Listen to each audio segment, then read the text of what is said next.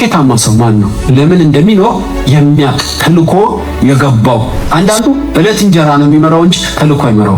ይህን ታውቀዋለህ? ከጌታ የተቀበልከው ለምን እንደምትኖር ምን ጀምረህ ምን ልትጨርስ እንደሚገባ ታውቃለህ ወይ ማለት። ስኬታማ ሰው ተልኮ ነው የሚያውቅ ሰው።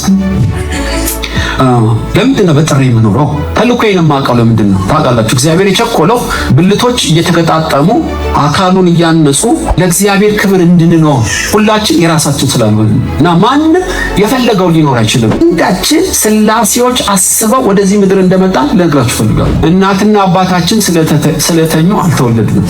ከዘላለም በፊት በክርስቶስ መልካሙን ስራ ልንሰራ በክርስቶስ ተፈጠረን ይላችሁ።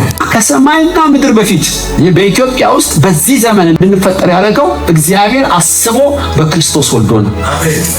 የወለደን ግን አንድ በእኛ ሊፈጽመው ያለ መልካም ስራ አለ። ውብና ድንቅ ተደርገህ ተፈጥረ አንድ መለኮታዊ ፕሮግራም በአንተ እግዚአብሔር ሊፈጽም እንደሆነ እንደ ላሜ፣ እንደ ኖህ፣ እንደ ማቱሳላ፣ እንደ ሄኖክ ከእግዚአብሔር ጋር በመናበብ በመንፈሳዊ መረዳት ነው የምትኖረው ወይስ በደመ ነፍስ ነው የምትኖረው? ችግሩ እሱ ነው። የስኬታማ ሰው የሚባለው ለምን እንደተፈጠረ ለምን እንደሚኖር ተልኮን የሚያውቅ። ኦሪት ዘፍጥረት ምዕራፍ 5 የአዳም የትምህርቱ መጽሐፍ ይህ ነው። እግዚአብሔር አዳምን በፈጠረ ቀን በእግዚአብሔር ምሳሌ ያደረገው ወንድና ሴት አድርጎ ፈጠራቸው፣ ባረካቸውም። ስማቸውንም በፈጠረበት ቀን አዳም ብሎ ጠራቸው። አዳምም 230 ዓመት ኖረ፣ ልጅንም በምሳሌው እንደ መልኩ ወለደ። ስሙንም ሴት ብሎ ጠራው። አዳምም ሴትን ከወለደ በኋላ የኖረው 700 ዓመት ሆነ፣ ወንዶችንም ሴቶችንም ወለደ። አዳምም የኖረበት ሁሉ 930 ዓመት ሆነ፣ ሞተም። ሴትም 205 ዓመት ኖረ፣ ሄኖስንም ወለደ። ሴትም ሄኖስን ከወለደ በኋላ የኖረው 700 ዓመት ሆነ፣ ወንዶችንም ሴቶችንም ወለደ። ሴትም የኖረበት ዘመን ሁሉ 912 ዓመት ሆነ፣ ሞተ።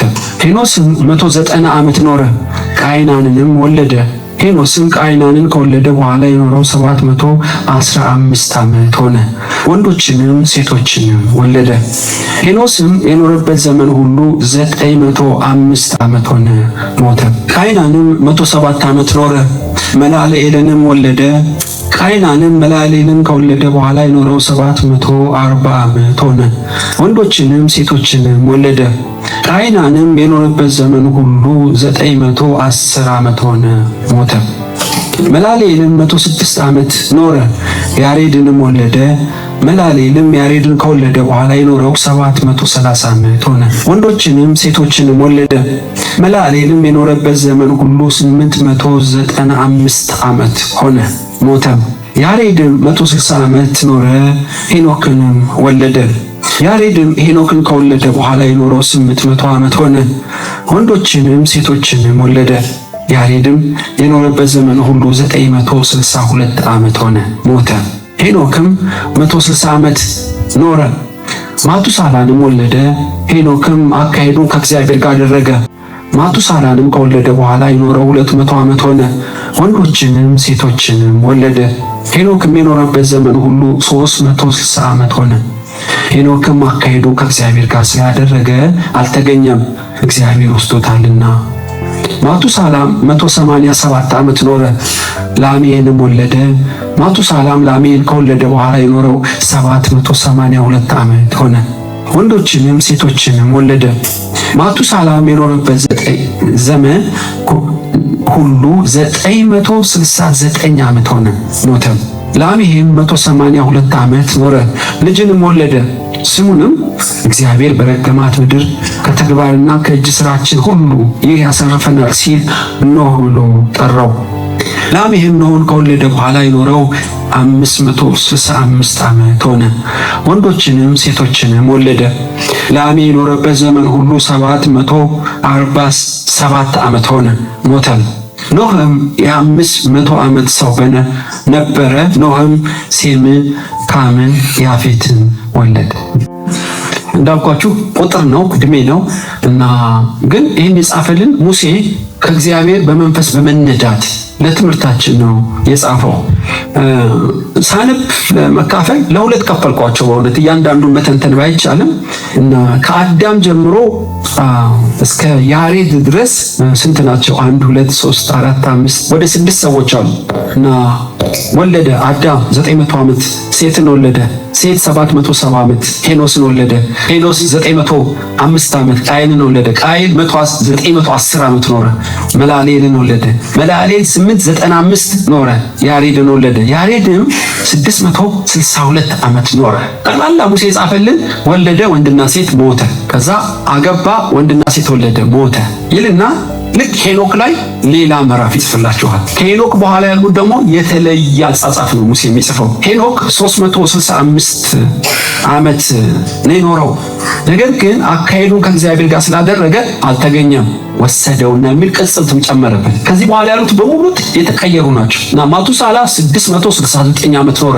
እንደሱ በመጽሐፍ ቅዱስ ረጅም ዕድሜ ኖረ የለም። እና ልጅም ሲወልድ ላሜህን ወለደ ይላቸዋል። ላሜህም ነቢይ ስለነበረ ላሜህ ኖህን ሲወልደው እግዚአብሔር ከረገማት ምድር ከእጅ ስራችን ታሳርፈናለህ ሲል ስሙን ኖህ አለው። ኖህ ማለት የእረፍት ሰው ማለት ነው። ይሄን ያወጣለት ላሜህ ነው፣ አባቱ ነብይ ነው ማለት ነው። ታውቃላችሁ ማቱሳላ ረጅም ዓመት ቢኖርም ይሄንን ላሜህን ወልዶ ነው የሞተው። የማቱሳላ አባት ሄኖክ። ሄኖክ ማን ነው ታውቃላችሁ? ሳይሞት ወደ ምድር ወደ ሰማይ ከተነጠቁት ከሁለት አንዱ ነው።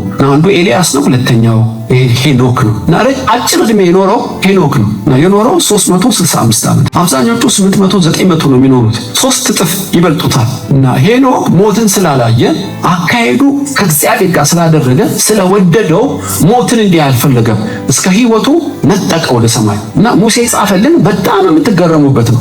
አካሄዱንም ከእግዚአብሔር ጋር አድርጓልና እና ይሄ ሄኖክ በአዲስ ኪዳን ተጽፎልናል። ሄኖክም ኢየሱስ ክርስቶስ ከአላፋት መላእክት ጋር ይመጣል ብሎ ጽፏል ብሎ በአዲስ ኪዳን ተጽፏል። እና አስገራሚ ሰው ነው ይሄ መጽሐፈ ሄኖክ። በብሉይ ኪዳን ባይኖርንም ነገር ግን የሄኖክን ሕይወት ቆንጥሮ በአዲስ ኪዳን ይሁዳ ጽፎልናል። ከአላፋት መላእክት ጋር ኢየሱስ ይመጣል ብሎ ሄኖክ ጻፈልን ይላል። ምን ማለት ነው? ርዕስ ሰጠው። ስኬታማ ሰው ማን ነው? እና እድለኛ ሰው ማን ነው? ለበጎ ስራ የተዘጋጀ ማን ነው? እና 3 ፖይንቶች ነው ዛሬ ማካፈላችሁ። ከሄኖክ በላይ ያሉት ሁሉ አገቡ፣ ወለዱ፣ ኖረው፣ ሞቱ። ለምን እንደተፈጠሩ ምንም የተጻፈልን የለም። ልክ ሄኖክ ጋር ሲደርስ ሙሴ በመንፈስ ቅዱስ በመነዳት ስለ ሄኖክ ዝርዝር አጎጻፈ። ሄኖክም አካሄዱን ከእግዚአብሔር ጋር አደረገ። በምድር ላይ እግዚአብሔር የሚያደርገውን ሁሉ ፊልሙን ለሄኖክ እግዚአብሔር አሳይቶታል። የሚገርማችሁ እኛ ያላየነውን ሄኖክ አይቷል። ኢየሱስ በመላእክት ታጅቦ እንደሚመጣ ዓለም በክርስቶስ እንደምትጠቀለል በህሊና ዘመን የነበረ ሄኖክ አውቆታል። አስገራሚ መገለጥ ነው። ስለዚህ ወደዚህ ምድር ይምጣ እንጂ ቢያገባም ቢወልድም ቢያርስም ሄኖክ በዓለም ላይ እግዚአብሔር ሊያደርገው ያለ የመጨረሻውን ፕሮግራም ገብቶታል። የሚኖረው ለጋብቻ አይደለም ማለት ነው። የእግዚአብሔርን ማስተር ፕላን አይቶታል። የእግዚአብሔርን ዘላለማዊ ፈቃድ አውቆታል ማለት ነው። ሄኖክ ከአባቶቹ ይለያል። ሌሎቹ ገበሬ ሆኑ፣ ከብት አረቡ፣ ወለዱ፣ ሞቱ። ለምን እንደተፈጠሩ ለምን እንደሚኖሩ ታላቁ የእግዚአብሔር ፕሮግራም አያውቁትም። ከሄኖክ በኋላ ነው ይሄ ዘላለማዊ ምስጢር መገለጥ የጀመረው። ስለዚህ ሄኖክ በሱ ዘመን ብቻ ሳይሆን የዓለም ፍጻሜን ሁሉ ከእግዚአብሔር ስለቀዳ አካሄዱን ከእግዚአብሔር ጋር አደረገ ማለት ሄኖክና እግዚአብሔር እኩል ተራመዱ ማለት አይደለም። የእግዚአብሔርን የልቡን አጀንዳ ስላወቀ የእግዚአብሔርን ሐሳብ እንዳገለገለ የሚገልጥ ቃል። አንድ ሰው አካሄዱን ከእግዚአብሔር ጋር አደረገ የሚባለው አንደኛው መስፈርት ምንድነው? ልጅህን በእግዚአብሔር መንገድ የመራኸው ልጅ ነው። ይሄ ከአብርሃም ሕይወት ታገኛላችሁ። አብርሃም ስምን አብርሃም ሳይሆን አብርሃም ብየዋለሁ። ታላቅ አባት ሳይሆን የብዙዎች አባት ብያለሁ። ለምን ስሜን ቀየርከው? አይ ታላቅ አባት ያልኩ ልጆችህን ጽድቅና ፍርድ በማድረግ የእግዚአብሔርን መንገድ እንዲከተሉ ስላደረክ ነው። አንዱ የታላቅ አባት መለኪያው ምንድነው? እግዚአብሔር የሰጠውን ልጆች ጽድቅና ፍርድን ማስተማር፣ በእግዚአብሔር መንገድ እንዲሄዱ ማድረግ ነው። ስለዚህ ሄኖክ አካሄዱን ከእግዚአብሔር ጋር ካደረገ አንዱ መመዘኛው ማን ነው? ማቱሳላ ነው ማለት ነው። ማቱሳላን እንዲጦረው ሳይሆን ለእግዚአብሔር ፈቃድ ያሳደገው አንዱ የተመዘነው በዛ ነው። ታውቃላችሁ። እና ኤሊ ልጆችህን በእግዚአብሔር መንገድ አልመራህምና እገድልሃለሁ ብሎታል። ኤሊ ትልቁ የወላጅ አንዱ መለኪያው ከእግዚአብሔር በሞግዚትነት በተሰጠው ልጁ ላይ በሚያደርገው የህይወት የጽድቅ ተጽዕኖ ነው ማለት። ስለዚህ ነው ሄኖክ አካሄዱን በብዙ ነገር ከእግዚአብሔር አድርጓል። ምናልባት በመጸለይ ይሆን፣ መልካም ስራ በመስራት ይሆን አላውቅም።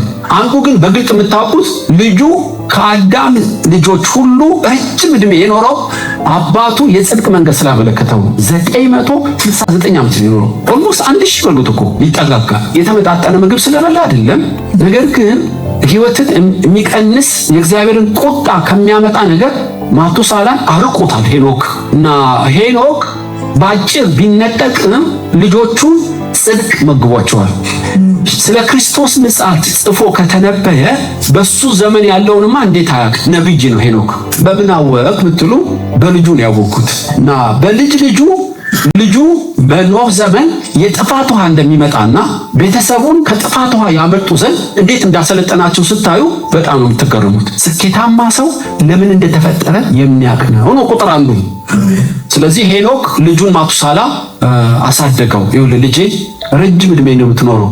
ረጅም ዕድሜ ግን ስትኖር ዕድሜ የተጨመረልህ ለምን ይመስልሃል? በልጅ በኖህ ዘመን የጥፋት ውሃ ይመጣል። ለምን? የአዳም ልጆች ሁሉ እግዚአብሔርን በድለዋልና እግዚአብሔር የቅጣት ጎርፍ ያመጣል። ታዲያ ምን ላድርግ? በዚህ በረጅም ዕድሜ ብዙ ዛፍ አስቀምጥለታ፣ ለመርከብ ስራው ብዙ ምስማር አስቀምጥለታ፣ ብዙ ሲሚንቶ አስቀምጥለታ። የእግዚአብሔር ፈቃድ ነግሬሃለሁ። ስለ ምጽአት ብቻ አይደለም፣ በእኔ ቤተሰብ ውስጥ በቅርብ ጊዜ የሚሆነውን በትንቢት መንፈስ እነግርሃለሁ። ስለዚህ ሄኖክ ማቱሳላ ለጥሪው አሳደገው፣ ሚስጥርንም ገለጠለት። ስለዚህ ሄኖክ ሩጫውን ሲጨርስ ማቱሳላ ተተካ ማለት። ማቱሳላ ልጅ ሲወልድ ላሜህን ነው የወለደው። የሚገርማችሁ ልክ ከአባቱ በቀዳው ሚስጥር ላሜህ ነብይ ሆኖ ያደገው። ላሜህ ነብይ እንደሆነ በምን አወቀ ብትሉ በወለደው ልጅ ነው። ላሜህ እግዚአብሔር ምድርን መርገሙ አይቀርም፣ ከእጅ ስራና ከርግማናችን የምታድነን ሰው አንተ ነህ፣ ስምህም የረፍት ሰው ኖህ ብዬዋለሁ። የተወለድከው ከጥፋት እኛን ለማዳን ነው። ዘካርያስም መጥምቁ ዮሐንስን ተልኮን እንደነገረው ላሜህም ኖህን በትንቢት መንፈስ ለምን እንደተወለደ ነገረው። መርከብ ትሰራለህ፣ ከጥፋት ውሃ የምታድነን አንተ ነህ፣ ገበሬ አይደለህም፣ እረኛ አይደለህም፣ መርከብ ሰሪ ነህ ብሎ ለጥሪው ነው ያሳደገው። ኖህ ገና ሲወለድ ለምን እንደተወለደ ላሜህ ነግሮታል ማለት ነው። ተመልከቱ፣ ከሄኖክ ጀምሮ ቤተሰቡ ሁሉ መንፈሳዊ መረዳታቸው በጣም ነው የምትገረሙት። ሁሉ ለተልኮ የኖረ ሁሉ ተልኮን የፈጸመ መንገድ ያልሳተ ቤተሰብ ነው ያለው። ኖህ ተወለደ። ኖህ ማለት እንዳልኳችሁ የረፍት ሰው ማለት ነው ሲሉ ትርጉም። እና ልክ እኩሌታው ዕድሜ ላይ ሄኖክ የተነበየው ላሜህን ያሰለጠነው ኖህ ሲወለድ የእግዚአብሔር መገለጥ መጣ። ኖህ የጥፋት ውሃ በቅርብ አመጣለሁ፣ ስለዚህ መርከብ ትሰራለህ። ይኸውልህ ቁመቱ 3 ሜትር ነው ወደ ላይ 13 ሜትር ወደ ላይ 3 ፎቅ ወደ ጎኑ ርዝመት 100 ሜትር ነው። እና ስታዲየምን ስራ ማለት እኮ ነው። አሁን ከአንድ ጎል እስከ ሌላኛው ጎል 100 ሜትር ነው። እና በኖህ ዘመን ያንንም ያክል ግዙፍ መርከብ እንዴት ሊሰራ ይችላል? አስቡ። ብዙ የአርክቴክት የኢንጂነሪንግ ሙያ ይጠይቃሉ። እና በዓለም ላይ ያሉ እንስሶችን ሁሉ ተባትና ንስቱን ሁሉ መሸከም የሚችል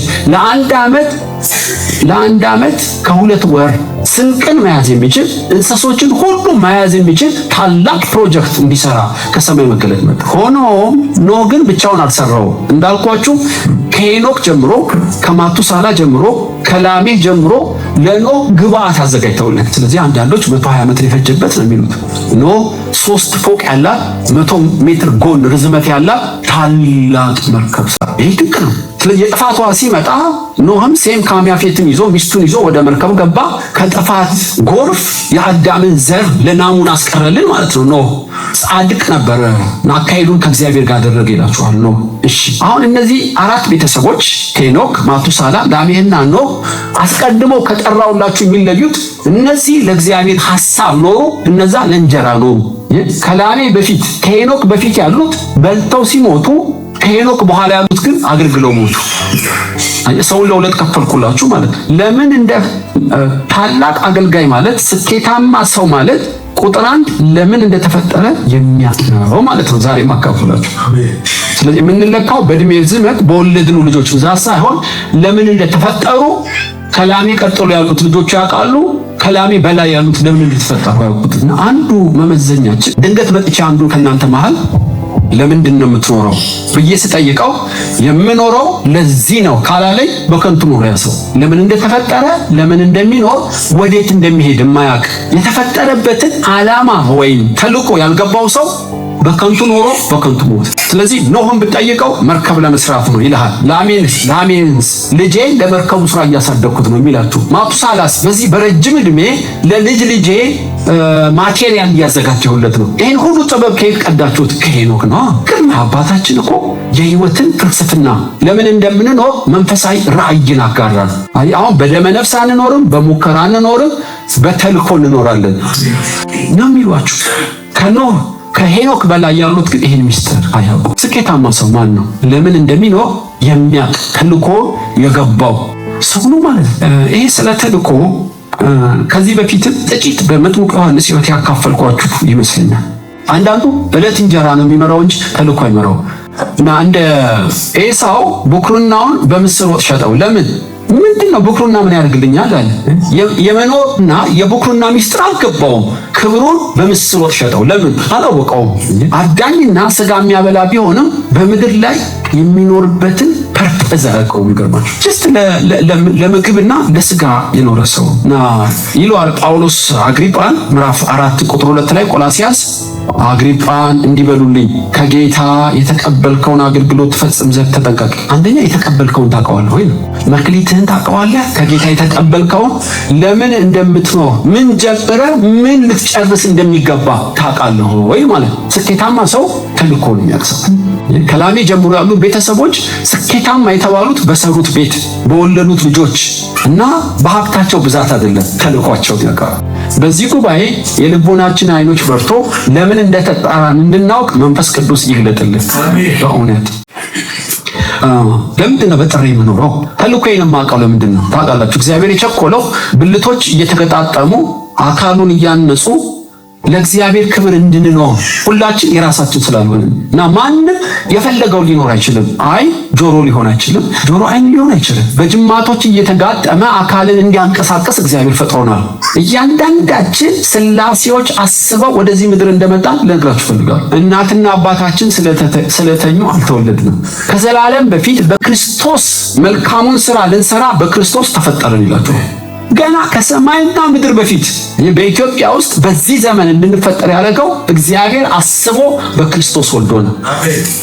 የወለደን ግን አንድ በእኛ ሊፈጽመው ያለ መልካም ስራ አለ። ችግሩ ታውቀዋለህ ወይ ነው።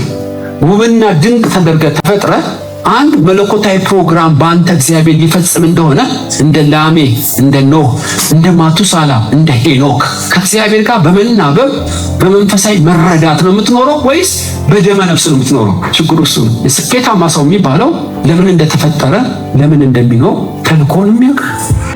ስለዚህ ነው ሄኖክ አካሄዱን ከእግዚአብሔር ጋር አደረገ የተባለለት ልጆቹ የልጅ ልጆቹ ለምን እንደተፈጠሩ ለእያንዳንዳቸው ትንቢታዊ መገለጥ አምጥቶላቸው ንፋስን እንዳይጎስሙ ማለት ነው፣ በከንቱ እንዳይኖሩ ነው። ስለዚህ ነው ጳውሎስ በሁለተኛ ጢሞቴዎስ ላይ ታውቃላችሁ ምዕራፍ 4 ቁጥር 7 ሩጫዬን ሳይሆን ሩጫውን ፈጽሜያለሁ ያለው።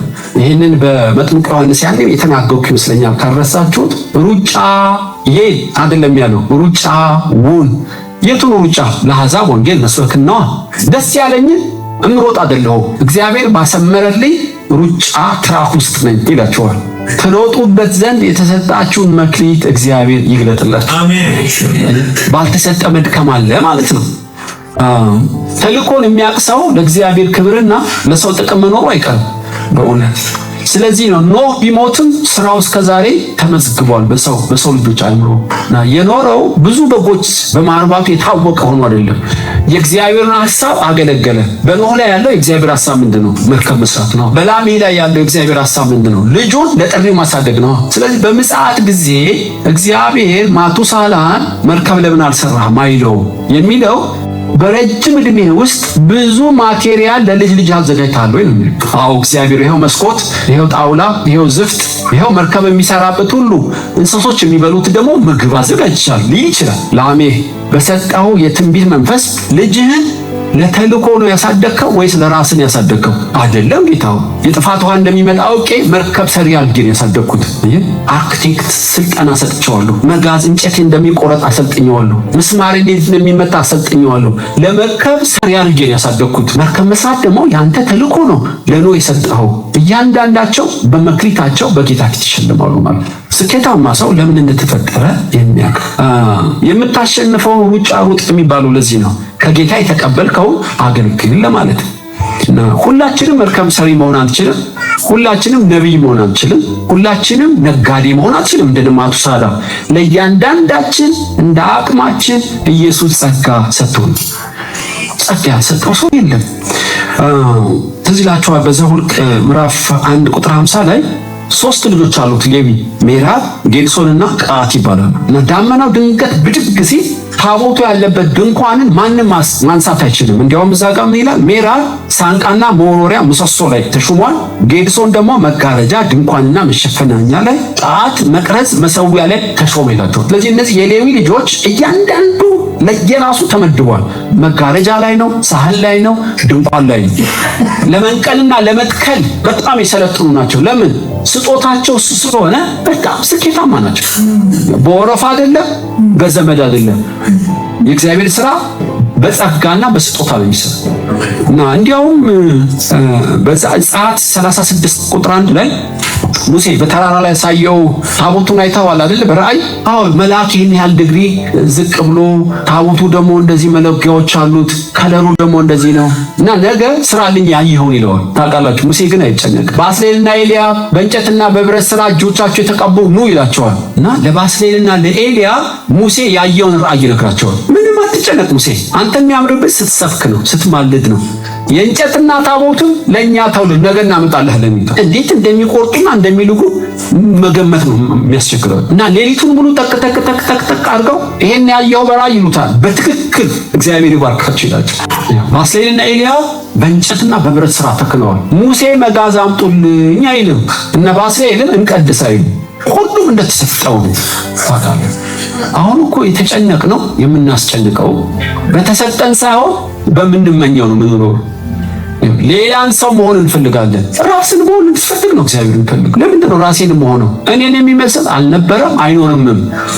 ታውቃላችሁ፣ ውብና ድንቅ አድርጎ እያንዳንዳችን ፈጥሮናል። እግዚአብሔር የሚከብረው የተሰጠኝን ራሴን መሆን ስችል ነው። ስለዚህ ኮፒም አይሆን የማይሸጥ የማይገዛ ልዩ ሀብት እያንዳንዳችን አለ። ካልቀበርከው በቀር ለሁሉ እያንዳንድ መክሊት ተሰጥቷል። ስለዚህ እነ ባስልኤል ያምርባቸዋል እላችሁ። እንዲያውም በሌላም ክፍል መጋረጃ ስራልኝ፣ ሐምራዊ ይሆናል፣ ነጭ ይሆናል፣ ሽምልምል ያርግበት እና መፍተል የሚችሉ ጥበብ የተሞሉ ሴቶችን ጠራ እና ሙሴም ነገራቸው። እነሱ ሙሴ እንዳለው ፈትለው አመጡለት። የሸማኔ ጥበብ በለው ቀይና ቢጫ እያደረጉ መጋረጃውን ግጥም ያደርጉለት። እነዛ እንጨት ስራ እንግባ ይሉ፣ እንጨት ስራው ሸማኔ እንሆን አይሉ። ጦረኛውም ተዋጊውም ለእያንዳንዱ እንደስጣው በብሉይ ኪዳን ይኖሩ ነበር። ታምር ነው። ውበታቸው በሰማይ እንዲሁ ያምር። ታውቃላችሁ ይህንን ሚስጥር ምታት ርብቃ ነች። ርብቃ ከዕለታት አንድ ቀን እዚህም ተናግሬያለሁ። ልጆችን ሰጣት። 20 ዓመት ነው የጸለየችው። ኦ ሃሌሉያ ልጅ አገኘው አላለችም። ወደ እግዚአብሔር ሄዳ ሆዴ ውስጥ ይገፋፋሉ። በእርግጥ እንደምወልድም እርግጠኛ ነኝ። ለምን ጸልዬን የሰጠኸኝ። እኔ አሁን የምጠይቅህ በልጆቼ ላይ ያለህን ዓላማ ንገረኝ አለችው። በልጆችሽ ላይ ያለውን ዓላማ እሱን ነው የምፈልገው። በጣም ጥሩ። ማንም ሴት ጠይቆኝ አያውቅም። ታናሹ ልጅሽ ያዕቆብ ይባላል። ፓትርያርክ ነው። በጣም ነው ወድጄዋለሁ እና ቃል ኪዳኔ ከሱ ጋር ነው የማቆመው። ስለ ታናሽ ልጁ ስለ ያዕቆብ ገና ሳይወለዱ ነገራት። ጨርሰሃል። በቃ ጌታ አመሰግናለሁ። እንደፈለገ ይገላበጥ፣ መወለዱ አይቀርም። ሲወለድ ኤሳው አዳኝ ሆነ፣ ስጋ ያመጣል እና ይስሐቅ ወደ ኤሳው አደላ። ለምን? ካደነው ያበላው ስለነበር ነው። ርብቃ ግን ያዕቆብን ወደደች። ለምን? እግዚአብሔር ስለወደደው ነው። ስለዚህ ኢንቨስት ያደረገችው ጉልበትና ጊዜዋ ያዕቆብ ላይ ነው ማለት ነው። ይስሐቅስ ኤሳው ላይ ነው። እግዚአብሔር ያልወደደውን ወዶ ከእግዚአብሔር ራእይ ውጪ ጉልበቱን በከንቱ ኤሳው አፈሰሰ። ይስሐቅ። ርብቃ ግን ያገለገለችው የእግዚአብሔር ሐሳብን አውቃ ነው። በጣም ድንቅ ሴት ነች በእውነት። የሙሴ ወላጆች ዘጸአት 2 ላይ ልጁ ያማረ እንደሆነ አወቁ። የፈርዖንን አዋጅ ሳይፈሩ ሸሸጉት። ነፃ እንደሚያወጣቸው እርግጠኛ ነበሩ እና ምንም አይኑ የሚያምር ሕፃናት ይገደሉ በተባለበት ሰዓት ቢወለድም የእግዚአብሔር ጣት እንዳለበት እንበረምና ዮካቤድ አወቁ። ሸሸጉት። ሞግዚት መስላ እያጠባች ታሳድገው ጀመር። ይኸውልህ ሙሴ አንተ የፈርዖን ልጅ አይደለህ፣ አንተ የታመንክ ካህን ነህ፣ ሕዝቡን ነፃ የምታወጣ አንተ ነህ እያሉ ለተልእኮ አሳደጉት።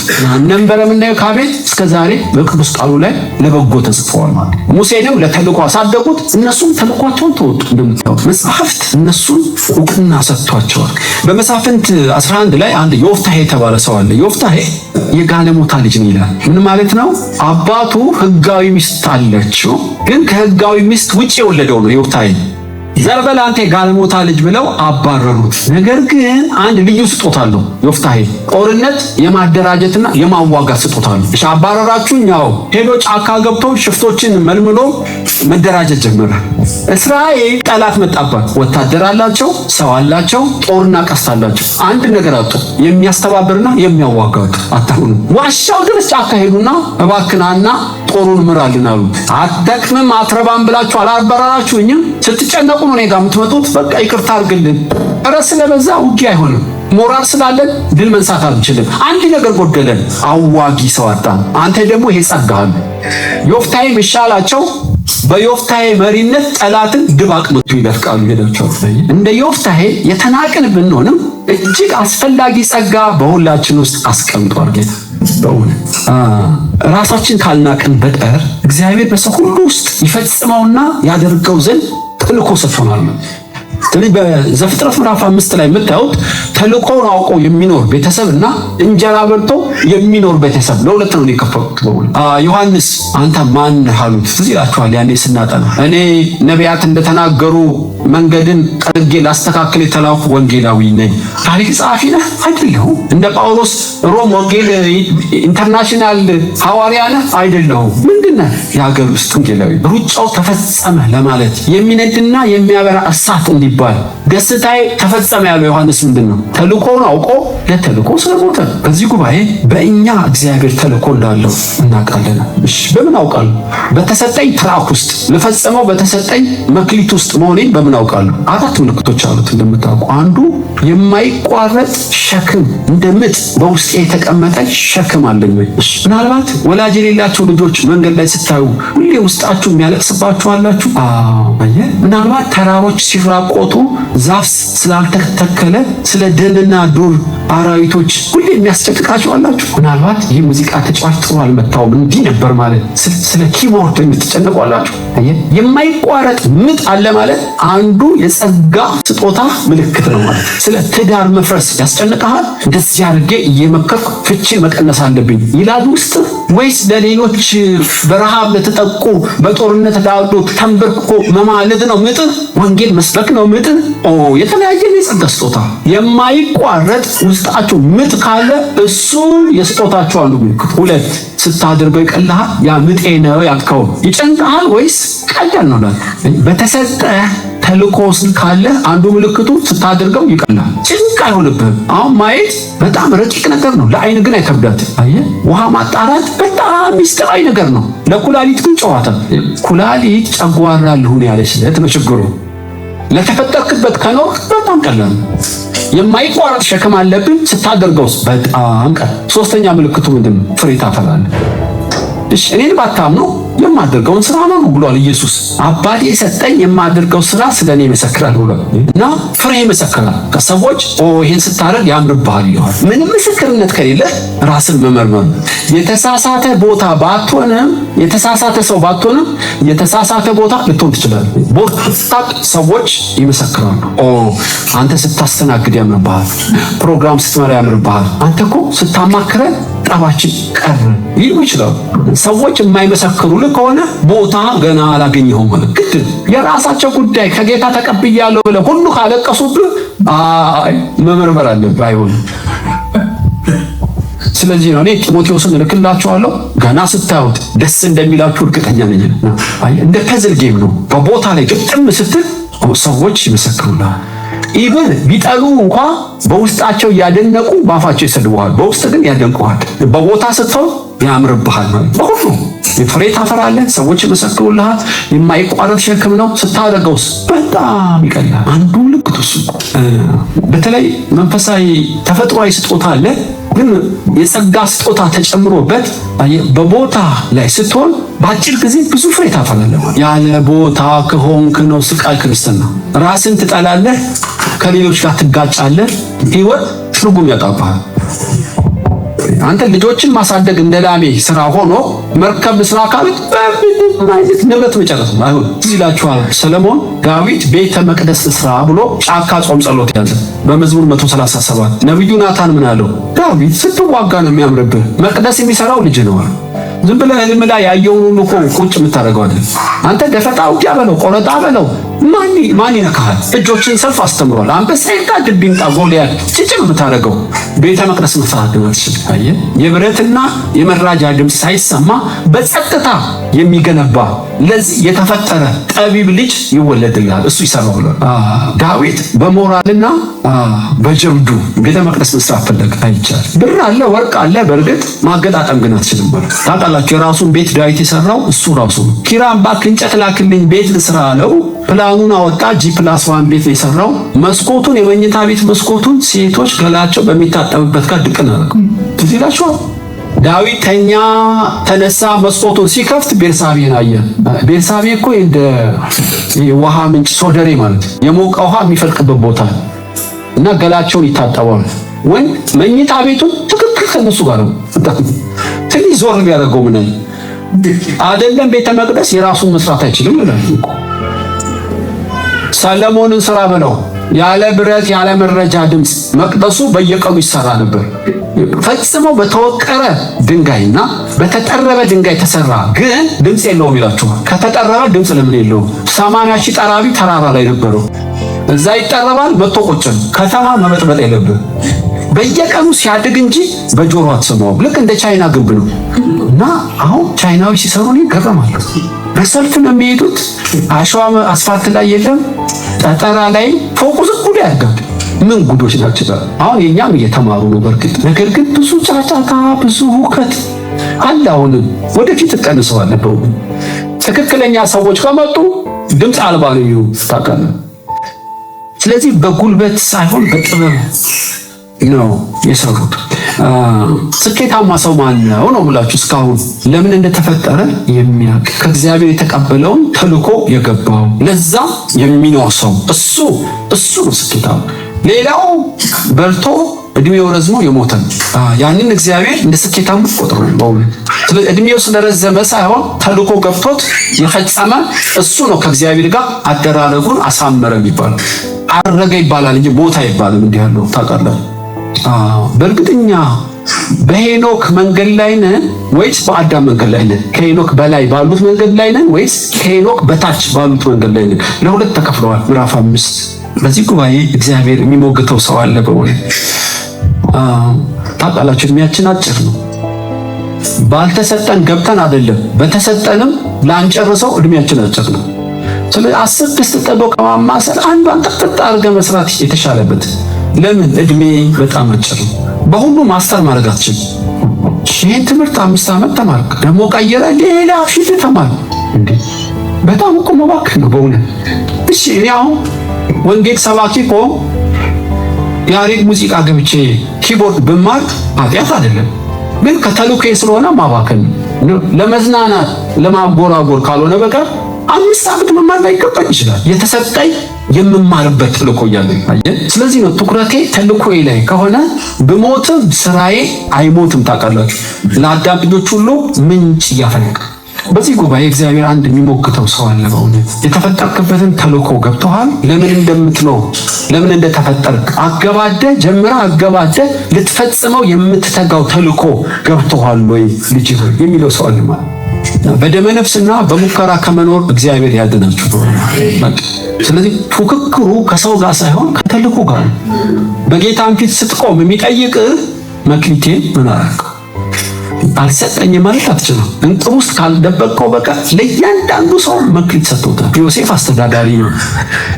አቢታ ዲያቆን ነች። ሉቃስ ታሪክ ጸሐፊ ነው። ኖህ መርከብ ሰሪ፣ ላሜስ ሰዎችን ሜንቶር አድርጎ የሚያሳድግ ነው። እናንተ ዋና ተልኳችሁ ምንድን? ዮሴፍ ያውቀዋል። አስተዳዳሪ ነው። ህልም ቢሰጠው አስተዳደር ስራውን እንዲፈጽምበት ነው እና ከልጅነት ጀምሮ አጥፋ ቤት ክተተው፣ ወህኒ ቤት ክተተው፣ ፈርዖን ፊት አቆመው። ማስተዳደር ነው ስጦታው፣ አለቀ። ሁሉ ግን ማስተዳደር አይደለም ስጦታው። ለአንዱም እንዲህ ለሌላውም እንደዛ። እንደ አቅማችን መንፈስ ቅዱስ እንደወደደ የጸጋ ስጦታ ሰጠን። እኛ እንደወደድነው አይደለም። ጸጋ ስጦታ ያድጋል እንጂ አይቀየርም። ስለዚህ ስወለድ አፍንጫዬ ትንሽ ነበር፣ ሳድግ ትልቅ ሆነ። ዶሮ አይሆንም። ጸጋ ያድጋል እንጂ አይቀየርም። ዛሬ ቄስ ሆኜ ነጋዴ ከሆንኩ አንዳንዶቹ ስኬታማ አገልጋይ ብለው አወጧቸው። እኔ ግን ጥርጣሬ አለኝ። ነጋዴ ቄስም ሆነ እንዴት ትችላለህ? ባን ሁለት ክንፍ እኮ ነው።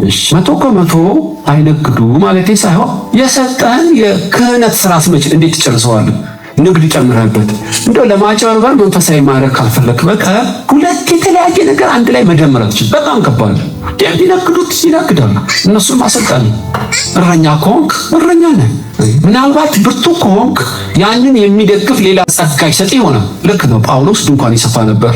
በዋናነት ግን ሐዋርያ ነው። ቤተክርስቲያን ገንዘብ አልሰጥ ስላለችው ሌሊት በትርፍ ስራ እየሰራ አገልግሎቱን ይደጉመዋል እንጂ ንግድም አገልግሎትም ይቻላል ማለት አይደለም። ስለዚህ እያንዳንዱ በመንገዱ ላይ እንዲጠበጠው ነው እግዚአብሔር ፈቃድ አላችሁ። የሚያምርብን እንደዛ ስንሆን በሁሉ ልንገፍ አንችልም። ተፈጥሮ መለኮትም ይከለክለናል። ለእያንዳንዳችን ተልኳል። ጌታ ሆይ ወደናሃል ንገስብን። አይ እኔ እኮ ለንግስና አልተላኩም ብራዘር። ለምንድን ነው የተላከው? ለአዳም ልጆች ሁሉ ለመሰቀል ነው። እኔ ግን ለመሰቀል አልተላኩም። ጴጥሮስ እነዚህ ዲያቆኖች አልተመቹንም እና ምን ፈለጋችሁ እናንተ ዲያቆኑ ሁሉና? ኧረ እባክሽ እኔማ ለቃልና ለጸሎት ነው ዲዛይን የተደረኩት። እግዚአብሔርን የሚፈሩት ጥበብ የላባቸው የተመሰከረባቸው 7 ሰዎች ምረጡ። እስጢፋኖስን፣ ፊልጶስን ለዚህ ስራ ሾሟቸው። ድቁና ከቃል ያንሳል ማለቱ አይደለም። እኔ አልተሰጠኝም። አንድ ዳቦ ሰጥቼሽ 2 አድርገሽ ጨምረሽ ብትነጫነጭ ድፍት ነው ማድረገው ነው። አልችልም፣ ችኩል ነኝ። ሰውን እንዳመሉ መያዝ አልችልም። እኔ ፑልፒት ላይ አስቀምጠኝ፣ ጸልይ በለኝ፣ መስክር በለኝ፣ እገባብጠዋለሁ። ድቁና ጥበብ ይጠይቃል ብራዝ። የተሰጠው ሰው ይጠይቃል። እስቲ መስፈርቱን ንገረን። የመሰከረለት ሰው ጥበብ ያለበት መንፈስ ቅዱስ የተሞላ 7 ዝርዝር እኮ ነው ያወጣው። እስጢፋኖስ ይችላል በሰፊ። ጴጥሮስ ዲያቆን መሆን አይችልም። ያለ ቦታ ያትተቱኝ ነው እኮ ማለቱ ነው። ታውቃለህ፣ እኛ አንዳንዴ ሽማግሌ እንሆናለን፣ ሰንዴ ስኩል እንገባለን፣ ዘማሪም እንሆናለን፣ አስተናጋጅም እንሆናለን። በጣም እኮ ከባድ ነው ብራዘር። ሁሉ መሆን አትችልም። እንደው አንድ ማይጋበር የሚባል ፊልም ነበር ድሮ። በፊልም ሁሉም ይሆናል። አየ ክርስትና ግን እንደማይጋበር ፊልም ይችላል። ቦታና ተልኮን ይጠበቅብሃል። ያልተሰጠህን ለተሰጣቸው ሪፈር ማለት ከዛ ቅልብ ይልልሃል። በቃ ተፈጥነህ አትገጭም፣ አትጋጭም። መፍሰስ ነው። በቃ ለሚመለከተው ሪፈር ያንተን ጠበቅ ታርጋ፣ ካልተመለከተው ሪፈር ትላለህ። ሁሉ ላይ ስፔሻላይዝ ላድርግ ብትል አይሆንም። ስለዚህ ነው ላሜ በቤተሰብ ውስጥ አንድ መዋቅር ፈጠረ ማለት። እያንዳንዱ ለምን እንደሚኖሩ ተልኳቸውን በትንቢት መንፈስ ከፈተው። እነ ኖህ እነ ላሜ ተረባረቡ፣ የእግዚአብሔርን ሐሳብ አገለገሉ። ከዛ በላይስ ወለደ 800 ዓመት ወለደ። ሴትኛው ሞተ። እግዚአብሔር ከዚህ ያድናቸው። ወለደና ሞተ ከመባል ተልኮን ፈጸመ ይባልላል።